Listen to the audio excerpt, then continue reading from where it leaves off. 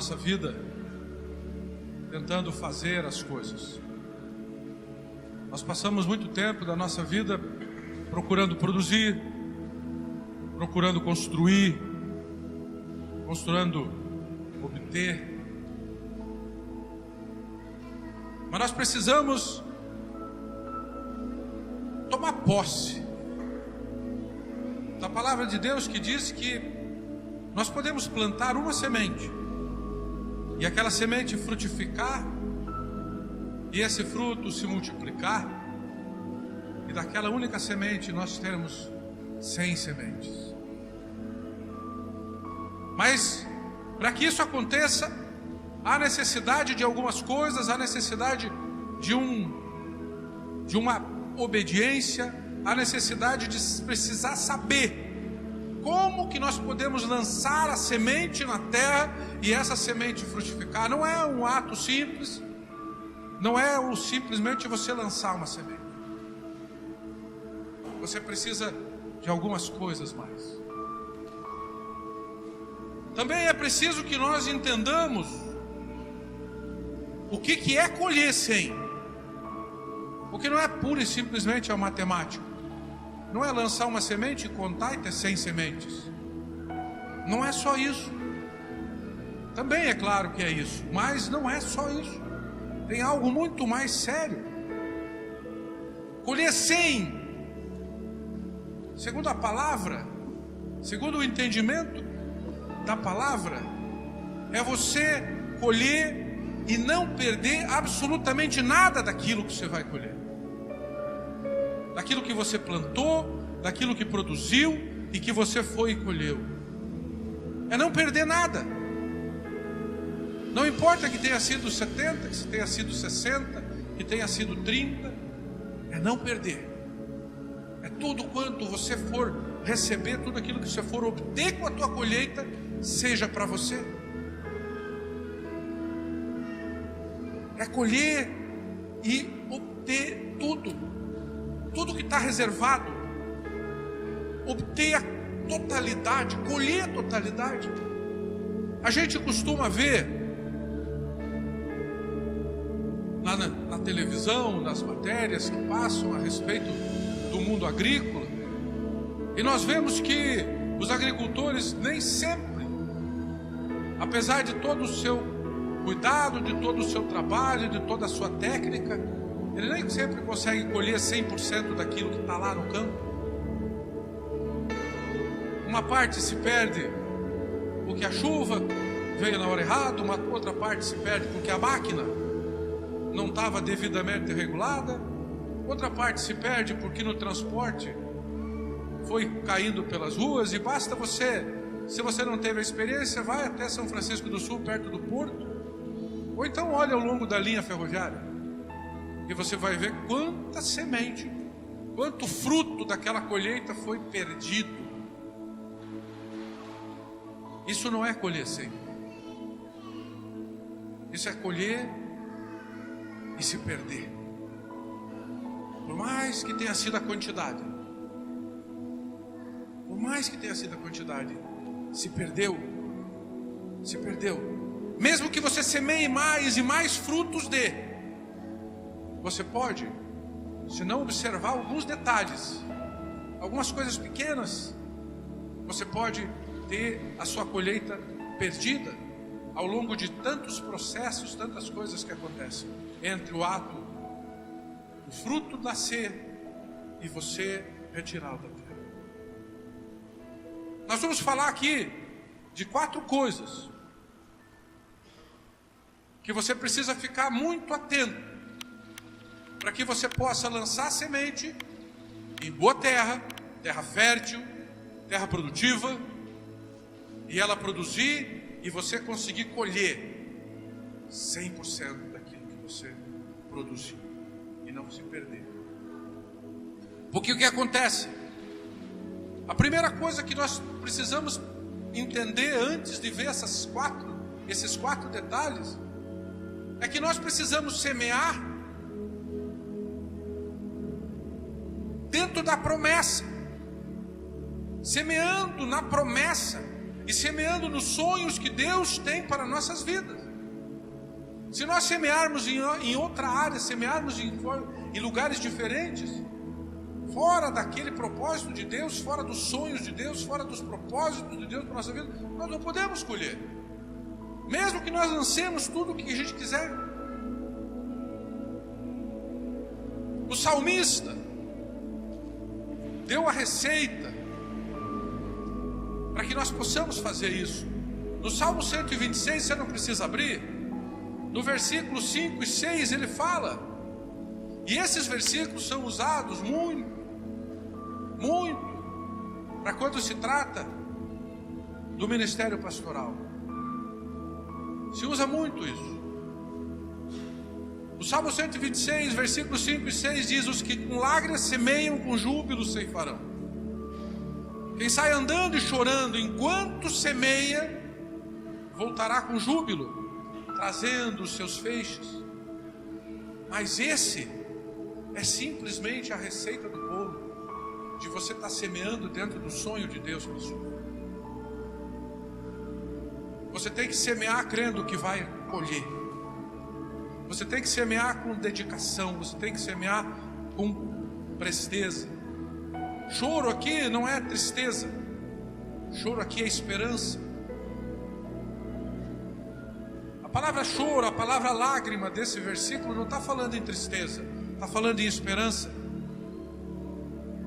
E essa é a primeira questão. Se você não esperar colher, não semeie. Porque você só vai colher aquilo que você espera e não aquilo que você semeia. Você tem que esperar colher. Você tem que lançar semente crendo que você vai colher. Esperança é a chave.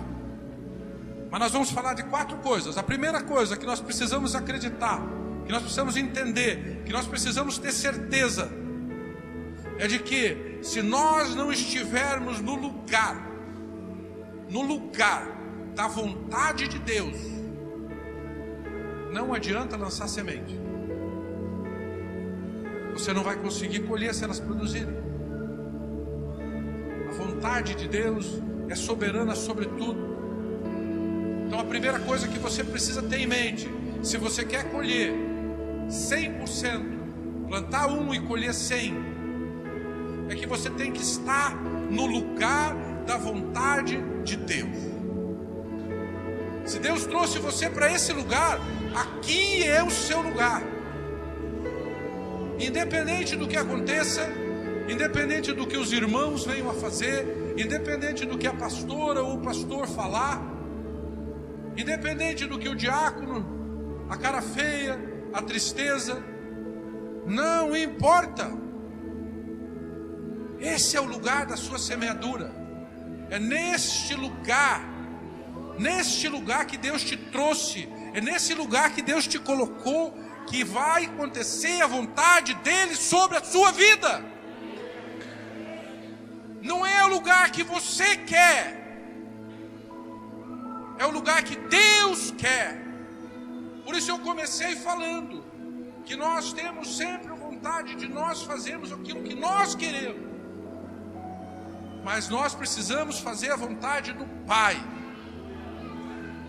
O nosso Senhor Jesus falou muitas vezes, eu nunca contei, mas alguém quiser pode contar.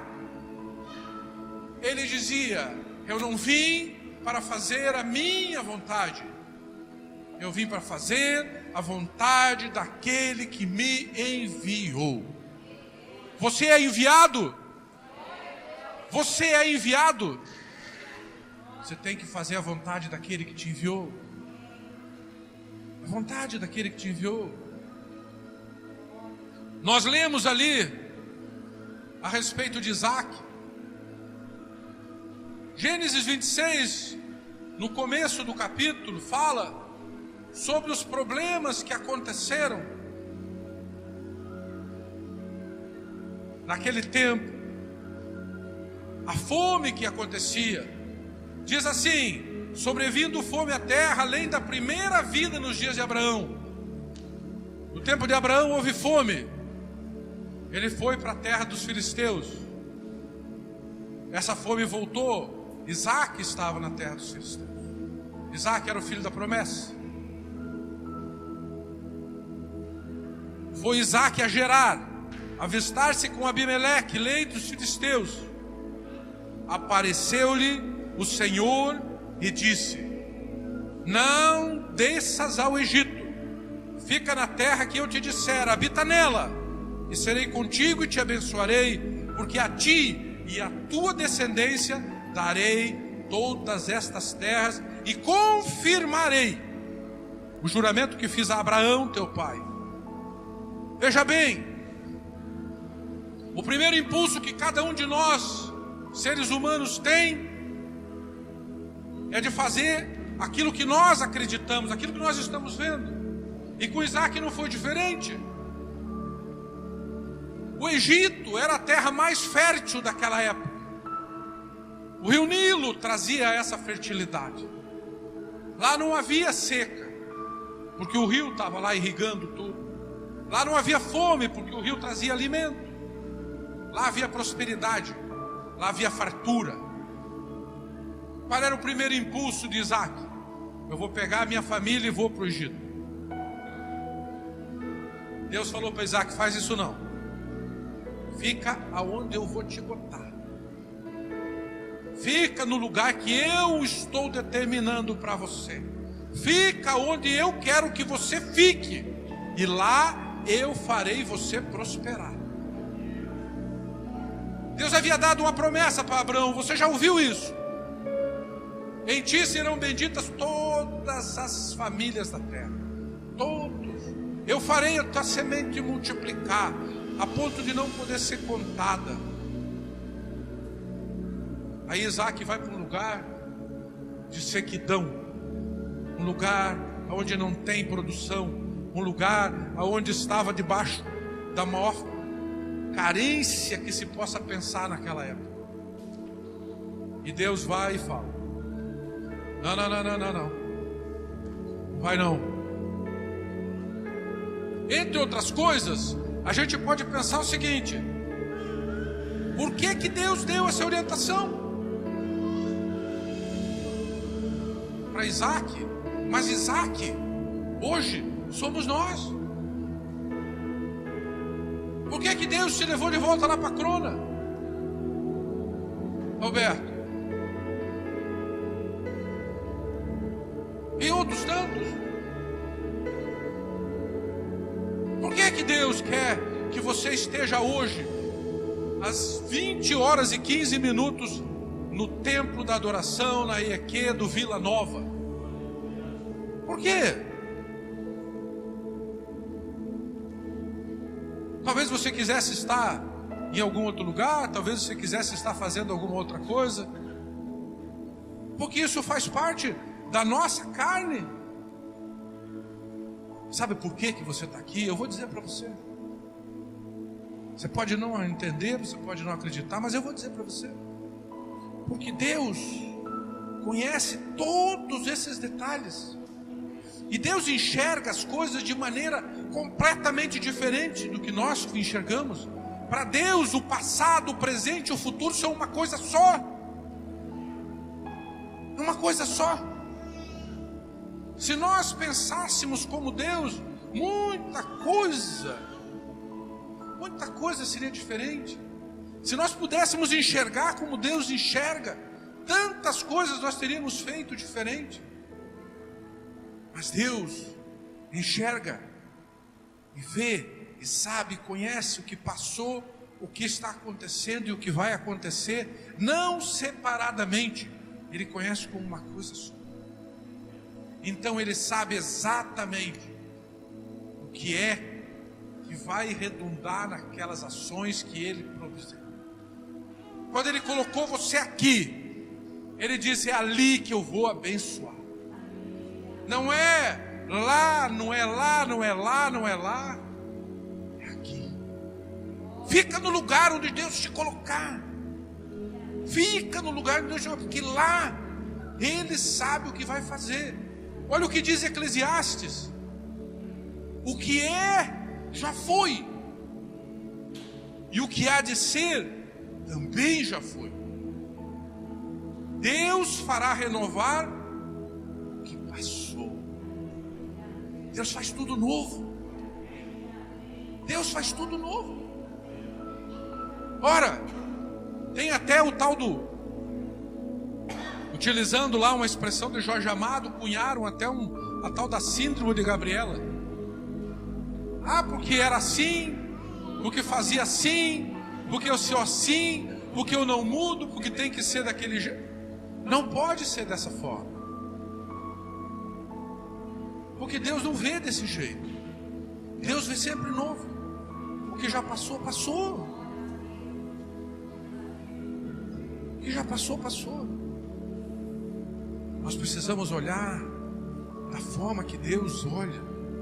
Precisamos desenvolver a nossa visão espiritual para nos aproximarmos, igual nós não vamos conseguir, mas nos aproximarmos da maneira como Deus vê. E aí nós vamos estar cada vez mais próximos da vontade dEle. E fazendo a vontade dEle, as promessas vêm como chuva serôdia sobre nós. Vem, olha bem, Abraão, no passado, aconteceu a mesma coisa. Ele estava lá na terra dos filisteus, veio a seca, ele foi para o Egito. Quando chegou no Egito, o que ele fez? Coisa errada. Ele chegou a se afastar de valores. Foi temporário, mas ele se afastou de valores importantes. Ele se afastou da verdade quando ele mentiu que a esposa não era esposa, era irmã. É claro que tinha ele fez uma malandragem, ela na verdade era irmã, mas não era. É uma história complicada. Mas a grande verdade é que ela era esposa, não era irmã. Ela coabitava com ele. Ela deu à luz a Isaac. E ele mentiu. Mentira é sair do centro da vontade de Deus. É abrir mão de valores que Deus não considera possíveis. Quando você falta com a verdade, você está em verdade, você está recusando a graça de Deus sobre a sua vida. E o pior de tudo, você está abrindo uma porta. Você não está abrindo uma brecha, você está abrindo uma porta. Porque, não se engane, o inimigo está diuturnamente buscando oportunidade contra a minha e a sua vida. Diuturnamente. Qualquer coisa que você faz, ele está lá prontinho. Não é à toa que ele se chama o acusador. Quando Abraão abriu mão da verdade, Abraão abriu um caminho, um precedente gigantesco. Mas Deus tinha uma promessa muito grande sobre a vida de Abraão. E Deus não quis que Isaac corresse o mesmo risco. Quem sabe Deus sabia que Isaac poderia fazer a mesma coisa. Poderia abrir mão da verdade, poderia abrir mão daquilo que fosse acontecer. E não deixou. O que aconteceu? Isaac permaneceu lá. Isaac casou. Isaac teve filhos.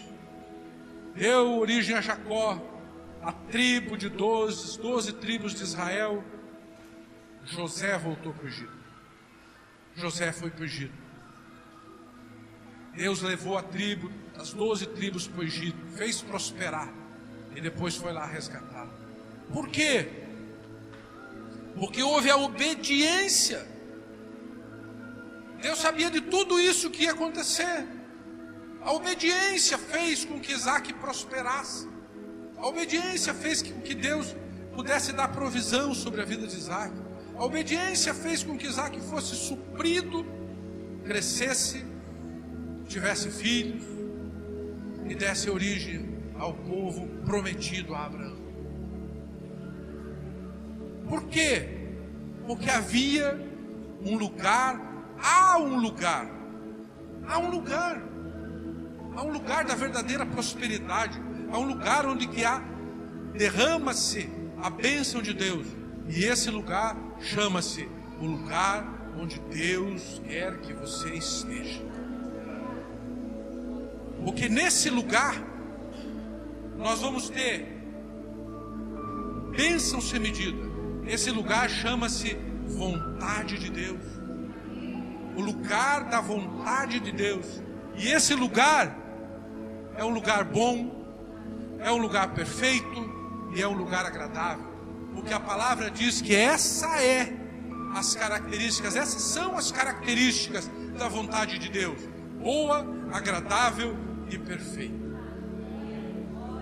Você quer estar no lugar certo? Esteja debaixo da vontade de Deus. Ande debaixo da vontade de Deus. Siga a orientação da vontade de Deus, a vontade da palavra. Mesmo que apareçam outros caminhos, não se afaste. Não se afaste. Se você tem dificuldades, se você tem a tendência, se o inimigo bombardeia a sua mente, mostrando outros caminhos diferentes daquele que você está andando, nessa noite eu te convido a tomar uma decisão. Rejeitar tudo isso. Rejeitar todas essas coisas. E declarar: ainda que os meus caminhos sejam outros, eu seguirei pelos teus. Porque eu sei que vou colher na tua vontade. Vou colher na tua vontade. 100%. 100% da porção de Deus venha sobre a minha vida. Usa a tua fé e repita comigo: tudo que é do céu. Mas com fé. Tudo que é do céu, eu quero. Tudo que é do céu, eu quero. Convicção. Segunda coisa, para nós estarmos na condição de colher, de receber essas promessas, nós precisamos ter um referencial. Para nós nos afastarmos, não seguirmos andando em zigue-zague, nós temos que ter um referencial. Qual é o seu referencial? Uma pergunta que você se responde: qual é o seu referencial? Isaac tinha um referencial. Abraão. Ele olhava para a vida de Abraão, dizia: eu vou fazer aquilo que Deus quer que eu faça. Meu pai fez, eu vou fazer. Pensa você, quer fazer a vontade de Deus? Chama Abraão e manda subir no monte e sacrificar Isaac. Ele vai. Ele mostra para Deus que iria fazer aquilo que Deus estava pedindo. Isso é fazer a vontade. Era o filho da promessa. Ele só tinha aquele. Essa era a referência de Isaac. Fazer a vontade de Deus. Por quê? Porque não tem coincidência. No mundo espiritual não há coincidência. O próprio mestre Jesus diz: ou faz a árvore boa e o seu fruto bom, ou faz a árvore má e o seu fruto mau. Porque pelo fruto se conhece a árvore. Qual é a referência que você tem? Qual a referência? Eu assisti essa semana, você talvez tenha visto no Facebook, pregação de um pastor, e que falava sobre isso. Nós temos acompanhado na imprensa esse imbróglio que virou a nossa política, a prisão do ex-presidente Lula essa semana. Para muitas pessoas, aquele cidadão é referência. A justiça tendo agido certo, tendo agido errado, eu não quero entrar nesse mérito, isso não é motivo da discussão, mas a verdade é que ele é um cidadão que foi acusado de um crime, foi investigado, foi julgado, foi condenado, a sua sentença foi ratificada, então, para todos os efeitos, ele é um criminoso. E ele está sendo referencial para muita gente. Qual é o referencial que nós temos que ter? Qual é o seu referencial? Tira as paixões, tira os argumentos. Qual é o seu referencial?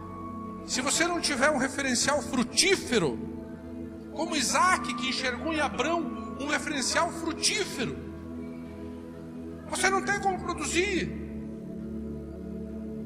Qual era o referencial? Por que era frutífero? Porque havia um posicionamento de Abraão, um posicionamento em fazer a vontade, um posicionamento em andar em retidão, um posicionamento em se corrigir. Quando Deus falou com Abimeleque, dizendo: não deite com aquela mulher, porque senão tu vai estar com um problema de saúde. Leia na Bíblia. Quando Abraão mentiu, Abimeleque mandou buscar Sara. Ela era bonita, como esposa. Deus foi em sonho e falou para Abimeleque: não toca nela não, porque senão você vai estar com problema. Você imagina que a Bíblia não fala, mas você imagina o puxão de orelha que o Abraão deve ter levado. Quando Abimeleque chamou ele lá e falou: ei, que loucura é essa? Como você faz uma loucura dessa? Você fica mentindo que é tua irmã e não é, é a tua mulher. Mas na verdade, sabe como é que é? Na verdade ela é minha irmã, porque ela é filha do meu pai, não da minha mãe. Não dá para ter malandragem. Tem que haver retidão. Não dá para tergiversar, fazer, eu vou. Não! Deus não aceita isso. Deus espera que nós andemos em retidão. Você quer as bênçãos de Deus sobre a sua vida? Anda em retidão. Não fica arrumando desculpinha. Não fica arrumando jeitinho brasileiro. Não fica. O referencial de Isaac, o referencial que Isaac olhava, a referência que ele tinha era Abraão. Abraão. Com isso ele progrediu. Não tem como. E você tenha em mente a certeza absoluta, inquestionável, de que Deus não faz acepção de pessoa. Ele não olha para a pastora Jocely de um jeito e para o Alberto de outro. Ele não olha para o pastor Marinho de uma forma e para o Verocil de outra. Ele olha para nós todos da mesma forma. Ele enxerga nós como filhos. Eu tenho 2 filhas. A minha esposa brinca dizendo que uma é minha filha e outra é filha dela. Quando dá algum probleminha, ela fala assim: é a tua filha.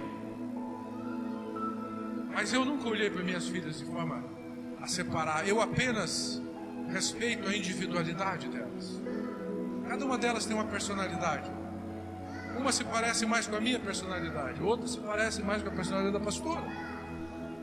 Mas eu não olho elas dessa forma. E Deus não olha para mim, para você, para qualquer um diferentemente. Está na palavra. Se Deus colocou na palavra dele, ele não volta atrás, não é mentira. Jeremias, no capítulo 17, verso 10 diz: eu, o Senhor, esquadrinho o coração e provo os pensamentos. E isto para dar para dar a cada um, segundo o seu proceder, segundo o fruto das suas ações. Então, meu irmão, se você olha para um irmão do seu lado e ele está prosperando e você não está prosperando, não é Deus fazendo separação, é você que não está cumprindo com a palavra.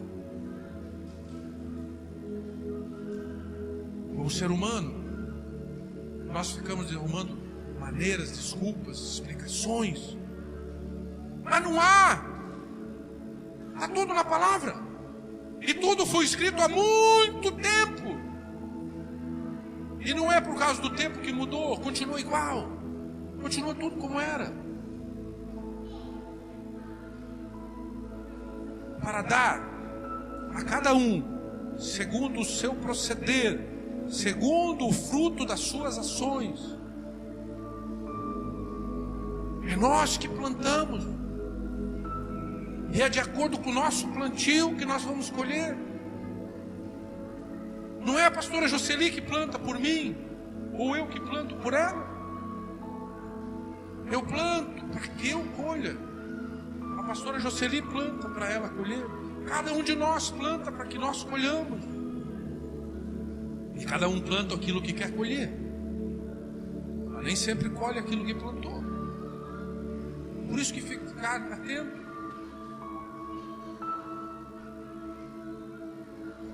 Olha para quem pode ser referência para você. Olha para quem pode ser referência. Olha para quem é produtivo. Olha para quem é justo. Olha para quem é reto. Olha para quem anda segundo a santidade, segundo a palavra de Deus, anda em retidão. Olha para esses. Olha para esses. Há um debate constante nas mídias sociais contra os dízimos e as ofertas, acusando pastores de se adonarem, se lucupletarem com os dízimos e com as ofertas.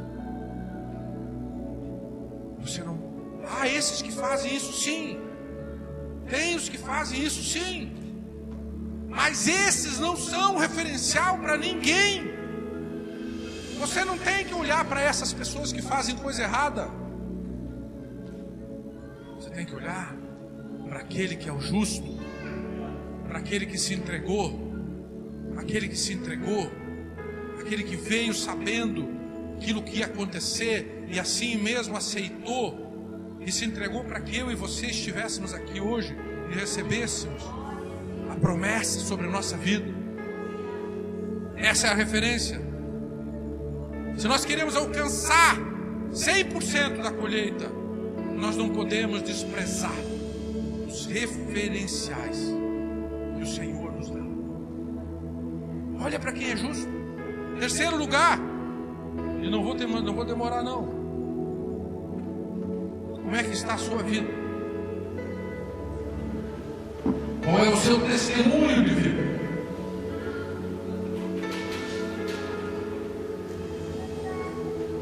Você é aquela pessoa que os outros querem se espelhar? Ou você é alguém que ninguém quer ver por perto? Aquele que quando chega a pessoa para e ele vai falar comigo. Ou aquele que você quando está chegando a pessoa dá uma viradinha para o lado e sai, faz de conta que tem que ir para o banheiro. Qual é o seu testemunho de vida? Não se engane, isso tem muito a ver. Olha só, Gênesis 26 fala que Isaac semeou e recolheu 100 por um. Nós lemos. Diz o versículo 13: enriqueceu-se o homem, prosperou, ficou riquíssimo. No versículo 16, Abimeleque chama Isaac e fala: aparta-te de nós, porque já és muito mais poderoso do que nós. Como é que você quer ser? Você quer ser aquela pessoa que não cresce? Você quer aquela pessoa que fica marcando passo? Que fica se sentindo inferior aos demais? Ou você quer ser poderoso? Você quer prosperar? Quer crescer? Aqui eu estou falando, e por falar nisso eu vou citar uma pessoa que estava fazendo uma palestra e fez uma pergunta: o que é ser rico? Nós falamos de riqueza aqui. Vamos que Isaac ficou riquíssimo. O que é ser rico? É ter mais que os outros? Ou ter menos necessidade do que os outros? Ser rico é ter menos necessidade e não ter mais quantidade. Como é que você quer ser? A prosperidade de Isaac não estava na técnica, não estava na semente, mas estava na vida dele. Aquela terra, os filisteus também plantavam e não produziam. Isaac produzia 100. Naquela terra também era seca, como a terra que os filisteus cultivavam. Os filisteus não produziam, Isaac colhia. Onde é que estava a diferença? Estava na vida de Isaac. Estava na vida dele, no relacionamento dele com Deus, na forma como ele se portava, como ele se conduzia. Qual é o referencial? Quando nós andamos na perspectiva de que nós estamos debaixo de uma promessa, nós não vamos ficar debaixo do jugo de homens, ou de enganos, ou de demônios. Quando nós estamos na perspectiva de andarmos debaixo de uma promessa, o único jugo que nós teremos sobre a nossa vida é o jugo do grande e poderoso Jeová. O nosso Senhor Jesus disse: tomem sobre si o meu jugo, porque ele é leve e eu sou manso e humilde de coração. Essa é a perspectiva que nós temos que ter, meus irmãos, de andarmos debaixo da promessa. Para andar debaixo da promessa, nós temos que andar em obediência. Se nós não andarmos em obediência, tudo quanto acontece vai vir sobre nós. Se nós andamos debaixo da promessa, independente do que aconteça, nós estaremos sempre andando, pregando, falando, dirigindo, fazendo a obra, sem necessidade. Sem necessidade. Porque quem dá as coisas para nós é o Pai. Quem é que limita a ação de Deus sobre a nossa vida? Nós mesmos. Somos nós que limitamos. Usa a fé e declare profeticamente: estou debaixo da promessa. Levanta a tua voz junto comigo e diga: estou debaixo da promessa. Porque essa promessa te traz bênção. Essa promessa te enriquece e não te traz dores. Confia nele. Confia no Senhor. E ele te prosperará. Declare: eu confio em ti. Usa a tua palavra. Eu confio em ti. Senhor, me prospere. Em nome de Jesus. Por último, nós precisamos nos renovar. Renovação é a palavra. Hoje eu sou o melhor cristão, o melhor crente do que ontem. E amanhã eu serei melhor do que hoje. Hoje eu sou um profissional melhor do que eu fui ontem. E amanhã eu serei um profissional melhor do que eu sou hoje. Hoje eu sou um servo melhor do que eu fui ontem. E amanhã eu serei um servo mais excelente do que eu fui hoje. Renovação. Nós temos que renovar todos os dias, todos os dias, todos os dias.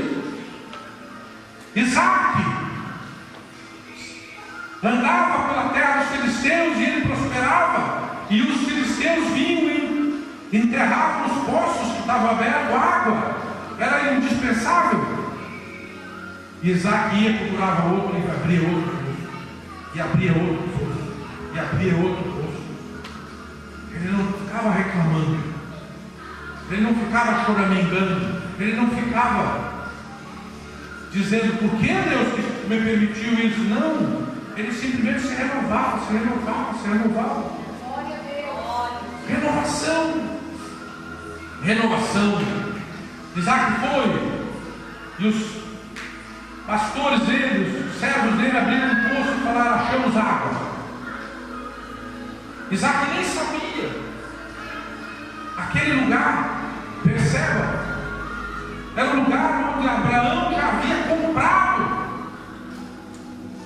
Ele estava sendo perseguido de uma forma sem medida, mas ele se renovava. E é isso que nós temos que ver. Você está enfrentando um problema, se renove. Erga um altar sobre o seu problema.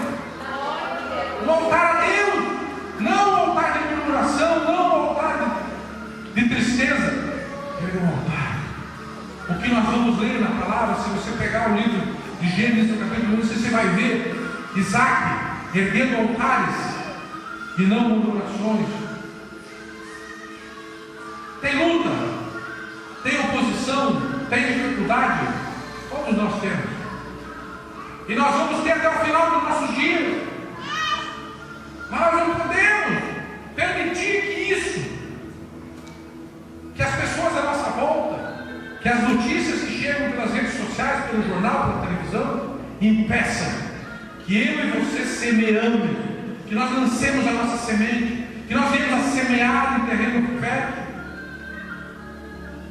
Tem dificuldade? Tem. Parece que a quantidade de semente na sua mão está diminuindo. Não está. É a quantidade certa que Deus quer que esteja na sua mão, para ver se você vai honrá-lo e vai lançar essa semente. Porque se você lançar a semente com fé, na certeza, na retidão, na correção, ela vai frutificar. O Senhor Jesus fala lá no livro de Lucas, no capítulo 21, que ele foi no templo e se sentou do lado do gasofilácio, lugar onde eram colocadas as ofertas, para olhar qual era a semente que estava sendo lançada. E ele fala lá, você pode ler no livro de Lucas, ele fala, tinha uma pessoa que tinha uma só semente, só uma semente, e ela pegou aquela semente e lançou dentro do vaso. E Jesus falou, essa foi a mais excelente das sementes que foi lançada, porque essa era a única semente, ela não tinha mais, ela lançou porque creu que lançando aquela semente, a semente ia frutificar e ela ia ter muito mais as outras. Se você tem pouca semente, não se deixe desmotivar. Não se deixe. Lance essa semente. Lance essa semente. Você pode imaginar que todas essas coisas aconteceram lá no tempo de Isaac, no tempo de Abraão, no tempo de Jacó, mas elas acontecem hoje. Aqui no bairro Vila Nova, em Joinville, no país, no mundo, acontece. De Jacó, Deus fez existir as 12 tribos de Israel. De uma das tribos de Israel, Deus fez brotar o seu renovo, o Salvador, aquele que nos entregou por nós, aquele que remiu nossas culpas. Pela morte dele, pela entrega dele, eu e você passamos a fazer parte do reino de Israel. Passemos a fazer parte das bênçãos prometidas. A pastora falou hoje, quando eu estava orando pelas ofertas, nós somos, por Jesus, israelitas, herdeiros da promessa que Deus fez a nós. Farei prosperar tudo quanto fizeres. Você tem certeza, confiança dessa promessa sobre a sua vida? Se você tem essa promessa sobre a sua vida, tome a decisão nessa noite, se você já não tomou, de, independentemente da situação, dos problemas, da quantidade de sementes que você tiver, tome a decisão de não deixar de lançar essa semente. Te coloca de pé.